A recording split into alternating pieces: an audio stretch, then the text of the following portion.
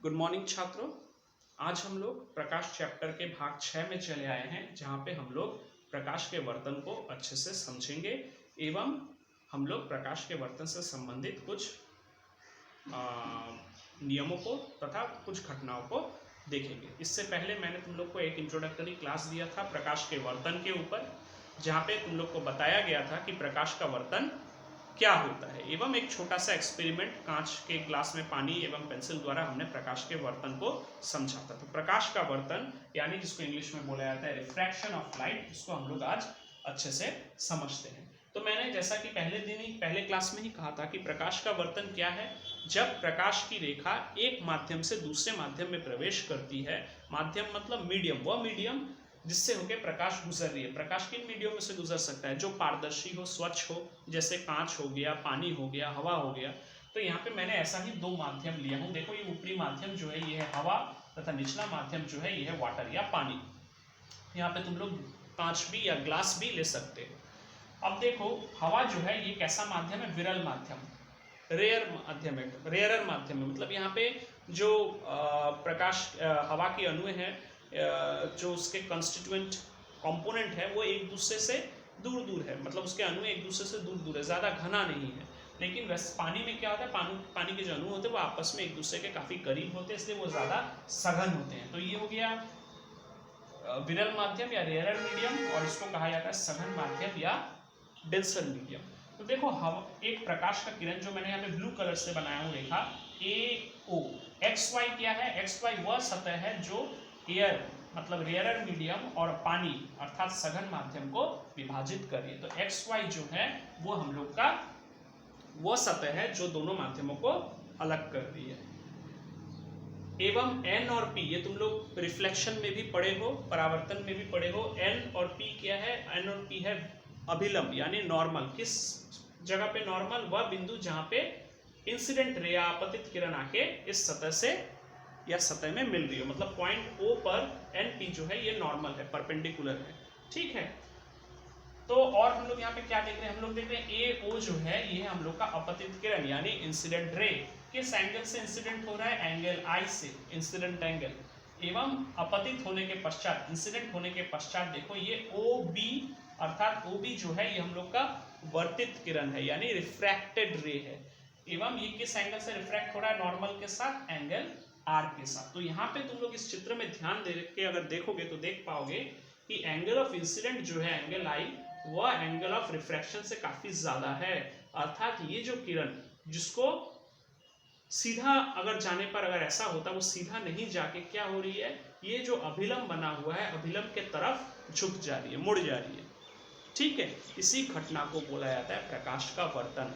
अर्थात जब प्रकाश का किरण एक माध्यम से दूसरे माध्यम में जाती है, वह अपना दिशा जो है वो परिवर्तन कर लेती है। उसका जो सीधा दिशा है या जिस सीधे डायरेक्शन में उसको जाना चाहिए वो सीधा नहीं जाके अपना डायरेक्शन को बदल देती है। साधारणतः हम लोग क्या जानते हैं? हम लोग जानते हैं प्रकाश जो है वो हमेशा सीधी रेखा में ही गमन करती है, लेकिन जब प्रकाश एक माध्यम से दूसरे माध्यम में प्रवेश करती है वो सीधी रेखा में नहीं जाके अपना दिशा को थोड़ा सा बदल देती है। ठीक है। इसी घटना को बोला जाता है प्रकाश का वर्तन। यहाँ पे मैंने उन्हीं चीजों को समझाया हूँ कि AO जो है अपतित किरण है, OB जो है वर्तित किरण है, NP जो है वो अभिलंब है, O जो है वो आपतन बिंदु या इंसिडेंट पॉइंट है, XY जो है वो दोनों माध्यम को अलग करने वाला सतह है। तो यहाँ पे हम लोग देख रहे हैं अगर प्रकाश का किरण विरल माध्यम से आती हुई सघन माध्यम में जाती है तो एंगल ऑफ इंसिडेंट ज्यादा होता है एंगल ऑफ रिफ्रैक्शन से, अर्थात प्रकाश का किरण सघन माध्यम के तरफ अभिलंब के तरफ मुड़ जाती है। ठीक इसका उल्टा मैंने यहाँ पे केस 2 बनाया, ये केस 2 है। अगर इसको हम लोग नाम दे दे केस 1, इसको नाम दे दे केस 2, इसको नाम दे देते हैं केस 3। तो केस 2 में देखो क्या हो रहा है। केस 2 में ठीक उल्टा है। जो प्रकाश का किरण यहाँ पे आ रही है, आपतित हो रही है, इंसिडेंट हो रही है, वो पानी वाला माध्यम है अर्थात सघन माध्यम से आ रही है। सघन माध्यम से आके वो कौन से माध्यम में चली जा रही है? विरल माध्यम, हवा। मैंने अब यहाँ पे इसको यहाँ पे पानी दे दिया, यहाँ पे पानी बनाया हूँ और यहाँ पे बनाया हूँ हवा। यहाँ है पानी, यहाँ है हवा। तो सघन माध्यम से अब कौन से माध्यम में आ रही है? विरल माध्यम में। तब देखो क्या हो रहा है, एंगल ऑफ इंसिडेंट जो था, जो एंगल I था, अब वर्तन के पश्चात, रिफ्रैक्शन के पश्चात ये अभिलंब से दूर चली गई। कहाँ चली गई? अभिलंब से देखो ये दूर चली जा रही है, दूसरी तरफ मुड़ जा रही है, तो एंगल ऑफ रिफ्रैक्शन अब क्या हो गया? ज़्यादा हो गया। तो यहाँ पे क्या है? यहाँ पे है एंगल ऑफ इंसिडेंट जो है एंगल ऑफ रिफ्रैक्शन से कम है। ध्यान से देखो, जब विरल से सघन में आ रही थी तो प्रकाश का किरण अभिलंब के तरफ चला आया था, इसीलिए एंगल ऑफ इंसिडेंट ज़्यादा था, एंगल ऑफ रिफ्रैक्शन छोटा कम हो गया था। जबकि इसका उल्टा हो रहा है, अगर सघन माध्यम से विरल माध्यम में आ रही है तो एंगल ऑफ इंसिडेंट से एंगल ऑफ रिफ्रैक्शन क्या होगा? छोटा हो जाएगा, अर्थात एंगल ऑफ रिफ्रैक्शन बड़ा होने के कारण ये किरण जो है अभिलंब से दूर चली जा रही है। तो यहाँ पे ध्यान देना, ये अभिलंब के करीब आ रही है और यहाँ पे अभिलंब से दूर चली जा रही है। थर्ड केस में क्या हो रहा है? अगर इंसिडेंट प्रकाश का जो किरण है उसका अपतन अगर इंसिडेंट एकदम नॉर्मल के दिशा में हो, जो अभिलंब था अभिलंब के दिशा में ही हो, तो कोई रिफ्रैक्शन नहीं होगा। प्रकाश का किरण जिस डायरेक्शन में सीधी रेखा में आ रही है उसी सीधी रेखा में वो उस माध्यम से गुजरती हुई चली जाएगी। तो उम्मीद करता हूं तुम लोग को ये 3 केस समझ में आया कि प्रकाश का वर्तन हम लोग जानते हैं, एक माध्यम से दूसरे माध्यम में प्रकाश का किरण गुजरने पर उसका दिशा बदल जाती है। दिशा किसके तुलना में बदलती है? अभिलंब के तुलना में। अगर विरल माध्यम से सघन माध्यम में आ रही है तो ये अभिलंब के तरफ मुड़ जाएगी, अभिलंब के करीब चली जाएगी, और अगर प्रकाश का किरण सघन माध्यम से विरल माध्यम में प्रवेश कर रही है तो ये अभिलंब से दूर चली जाएगी। लेकिन अगर ये अभिलंब के दिशा में ही आ रही है, अभिलंब के डायरेक्शन में ही इंसिडेंट हो रही है, परपेंडिकुलरली इंसिडेंट हो रही है, तो ये बिना रिफ्रैक्ट हुए, बिना वर्तन हुए सीधा उस दूसरे माध्यम से गुजर जाएगी। तो यहाँ पे angle of incident, angle of refraction कितना होगा? 0 डिग्री होगा। ठीक है, ये बिल्कुल उसी तरीके से है जिस प्रकार हमने रिफ्लेक्शन में पढ़ा था स्फेरिकल मिरर के समय में, कि अगर सेंटर ऑफ कर्वेचर और स्फेरिकल मिरर के सतह को जोड़ने वाला जो रेखा है, अर्थात जो नॉर्मल रेखा है, सेंटर ऑफ कर्वेचर से अगर प्रकाश का किरण गुजरता है तो वापस उसी डायरेक्शन में रिफ्लेक्ट होके आता है। तो यहाँ पे तुम लोग एक सिमिलैरिटी इस चित्र में और उस घटना में देख सकते। तो यहाँ पे कुछ बातें, वही चीज़ें मैंने फिर से लिखा हूँ जो ध्यान देने वाली बातें हैं, इसको तुम लोग अच्छे से नोट कर लोगे। विरल से सघन माध्यम में प्रकाश का किरण जाने पर वह अभिलंब की ओर झुक जाता है, ये पहला केस। सेकंड केस, या इसको 1 2 नहीं लेके मैं यहाँ पे केस वाइज लिख देता हूँ, केस 1 केस 2, ताकि तुम लोग इससे रिलेट कर पाओ। तो सेकंड केस में देखो, सघन से विरल माध्यम में, सघन से विरल माध्यम में प्रवेश करने पर प्रकाश किरण अभिलंब से दूर चली जाती है। यहाँ पे देखो अभिलंब से दूर चली गई। ठीक है, तो उम्मीद करता हूँ ये चीज तुम लोग को समझ में आया वर्तन से संबंधित। अब जो प्रश्न खड़ा होता है कि वर्तन होता क्यों, हम लोग क्यों देखते हैं, क्योंकि क्यों ऐसा होता है कि प्रकाश का किरण एक माध्यम से दूसरे माध्यम पे जाने पे मुड़ जाती है। तो ये थोड़ा सा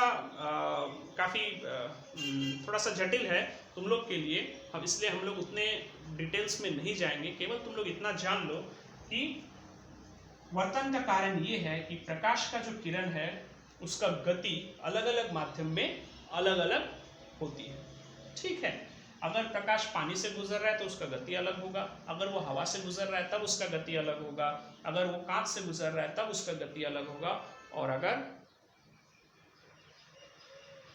वो वैक्यूम से गुजर रहा है तो उसका गति अलग होगा। ठीक है, तो ये हम लोग इसको कारण के रूप में मान लेंगे कि इसी कारण से प्रकाश एक माध्यम से दूसरे माध्यम पे जाने पर उसका दिशा में परिवर्तन होता है या वो रिफ्रैक्ट होता है। ठीक है, आगे अगर जरूरत पड़ा तो हम लोग इसको थोड़ा सा और डिस्कस करेंगे। अब हम लोग चले आते हैं, जैसा कि इससे पहले हमने देखा था कि प्रकाश का परावर्तन यानी रिफ्लेक्शन में भी प्रकाश के 2 नियमों का पालन होता था, ठीक उसी प्रकार प्रकाश के वर्तन में भी 2 नियमों का पालन होता है।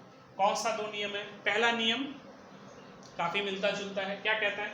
आपतित किरण वर्तित किरण, अर्थात आपतित किरण वर्तित किरण आपतन बिंदु O तथा अभिलंब NP अभिलंब एक ही तल पे एक ही प्लेन में स्थित होते हैं, पहला नियम। सेकंड नियम साइन, तुम लोग मैथ्स में पढ़े, मैथ्स में ट्रिग्नोमेट्री चैप्टर में पढ़ोगे कि sine cosine, angle of sine, angle of cosine, ये सब क्या है। तो फिलहाल इतना जान लो कि साइन ऑफ आपतन कोण मतलब साइन आई तथा साइन ऑफ वर्तित कोण साइन आर स्थिर होता है, कांस्टेंट होता है, एवं उसको हम लोग कैसे लिखते हैं, sine i by sine r equals to constant. इस कांस्टेंट को दर्शाया जाता है म्यू द्वारा। ध्यान देना ये जो कांस्टेंट है ये constant for a particular medium, एक माध्यम के लिए ये कांस्टेंट होता है। मान लो पानी और हवा है, तो पानी और हवा का जो रिफ्रैक्टिव इंडेक्स जो रेशियो होगा वो कांस्टेंट होगा म्यू का, इसको कहा जाता है म्यू। म्यू का जो रेशियो है वो कांस्टेंट होगा, इसको बोला जाता है माध्यम का वर्तनांक, refractive index of a medium.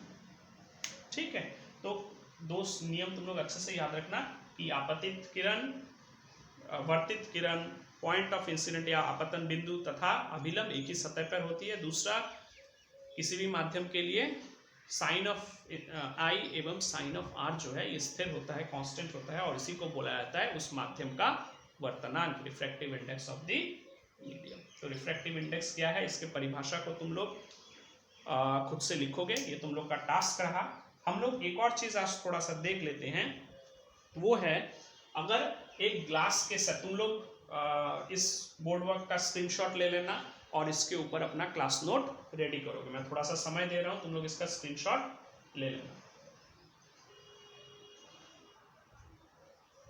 ठीक है, तो हम लोग यहाँ पे एक और डायग्राम आज देख लेते हैं। मैं इस वाला बोर्ड वर्क को मिटा रहा हूं।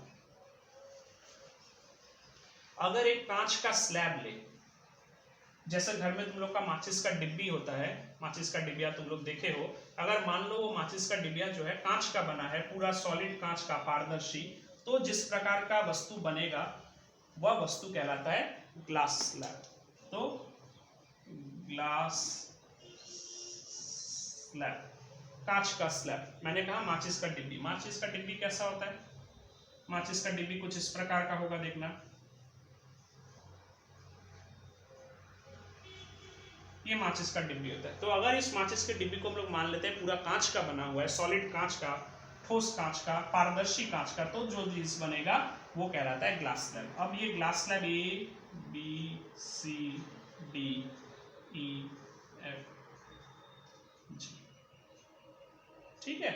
अब मान लो इस ग्लास स्लैब को मैं एक और चित्र बना रहा हूं, वो कुछ इस प्रकार का, ठीक है, जहां पे मैंने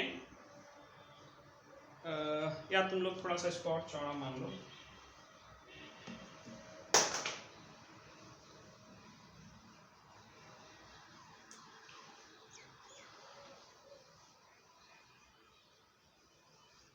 कुछ इस प्रकार का। ये जो हिस्सा है, ठीक है, ये इस ग्लास स्लैब का तुम लोग मान लो क्या है, थिकनेस है, ये वाला चौड़ाई है, ठीक है। अब मान लो एक प्रकाश का किरण आके यहाँ पे मैं एक नॉर्मल बनाता हूं, ये एक अभिलंब है और एक प्रकाश का किरण आके यहाँ पे इंसिडेंट हुआ। अब देखो ये ग्लास है, ये ग्लास मटेरियल है और ये क्या है, एयर है, हवा। तो ये हम लोग का सघन माध्यम हो गया और ये विरल माध्यम हो गया। और हमने अभी अभी देखा था कि अगर ऐसा हो तो प्रकाश का किरण जो है वो अभिलंब के दिशा में मुड़ जाएगा, तो अभिलंब के, तो ये अभिलंब के दिशा में मुड़ गया। तो अगर मैं इसको एंगल ऑफ इंसिडेंट आई मान लूं, इसको आर मान लूं, तो ये एंगल ऑफ इंसिडेंट की दिशा में, सॉरी नॉर्मल की दिशा में, ये नॉर्मल की दिशा में मुड़ गया। अब एक और रे बनेगा, मैं यहां पे एक और अभिलंब बना रहा हूं, एक और अभिलंब बना। अब देखो, अब ये ग्लास है, एक ग्लास था, अब ग्लास से ये कहां पे आ रहा है, फिर से हवा में आ रहा है, एयर में आ रहा है। तो सेकंड केस के हिसाब से ये क्या होगा, ये अभिलंब से दूर चला जाएगा, देख पा रहे हो।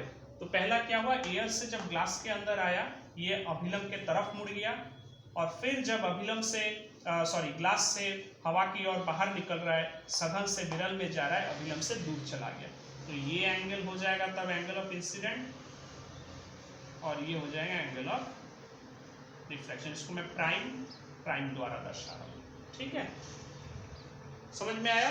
अब देखो अगर मैं इसको एक्सट्रापोलेट करता हूँ पीछे की ओर इसको एक्सटेंड करता हूँ, तो तुम लोग देखोगे कि ये जो अपतित किरण है एवं बाहर जो दूसरे तरफ से दूसरा किरण बाहर निकल रहा है, ये दोनों आपस में क्या है, पैरेलल है, पैरेलल, ठीक है।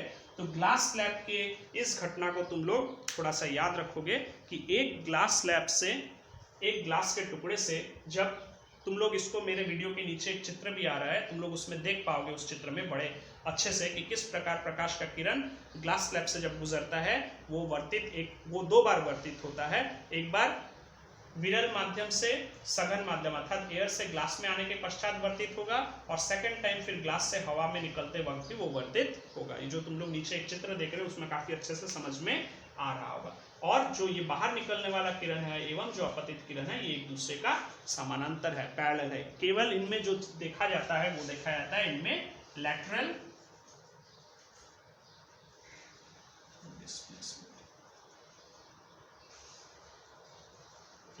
डिस्प्लेसमेंट देखा जाता है। कौन सा किरण में, किरण मान लो ये ए, पॉइंट ऑफ इंसिडेंट O, यहाँ पे O प्राइम B, तो किरण OAO तथा O प्राइम B प्राइम में क्या देखा जाता है, AO तथा O प्राइम B प्राइम में लैटरल डिस्प्लेसमेंट देखा जाता है।